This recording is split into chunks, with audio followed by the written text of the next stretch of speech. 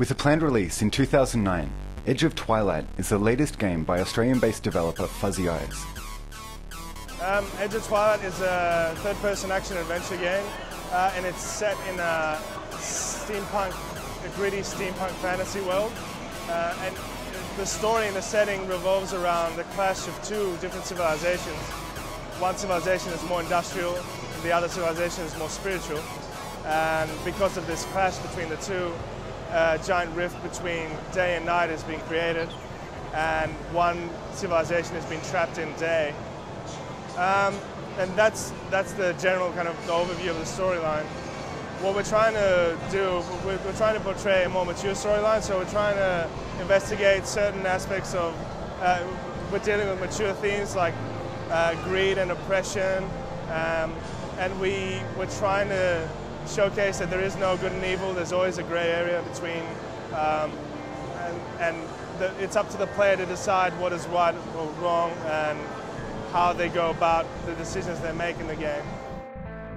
The player takes the role of Lex, unique in that he is a half-breed of the industrial Atherns and spiritual Lithers, and is the only one that can traverse both day and night realms. Lex has different abilities in each realm, so in the day realm he's more focused to combat. He's really violent. He can, shoot people's heads off. He can cut them in half. He can perform a number of brutal moves. Whereas in the night realm, he's still dangerous, but he's a bit more stealthy. He's a bit more defensive, and he uses a lot of counterattacks to actually kill enemies.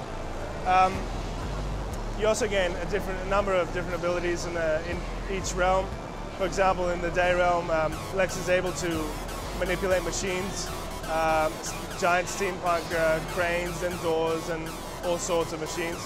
In the night realm, however, the machines are dead and he can't manipulate them at all, so he's got a different set of moves in the night realm and some special abilities.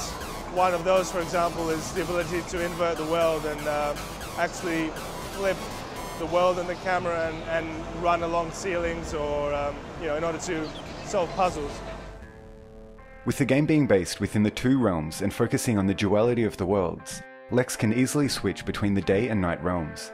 So elements within the game, such as combat and puzzles, require the player to cooperate between the two worlds.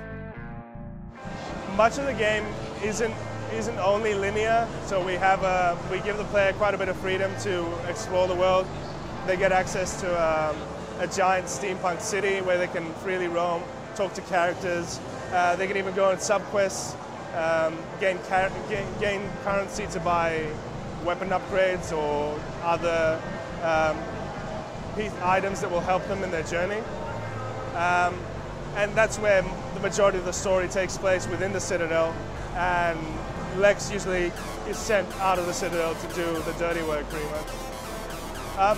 Initially, we wanted to do an action-adventure game, but we were trying to figure out, we wanted to do a mature storyline, and we thought steampunk was a perfect style for us because it's not used that much. Its interpretation is kind of loose, and we wanted to shy away from traditional fantasy or sci-fi settings, which have been done a lot. We wanted to distinguish our game from the others by using steampunk. So, in a way, it was difficult to imagine what a steampunk world would be, but it also gave us a lot of freedom to make up our own world, and it's completely unique. All the characters and the creatures are completely unique in it.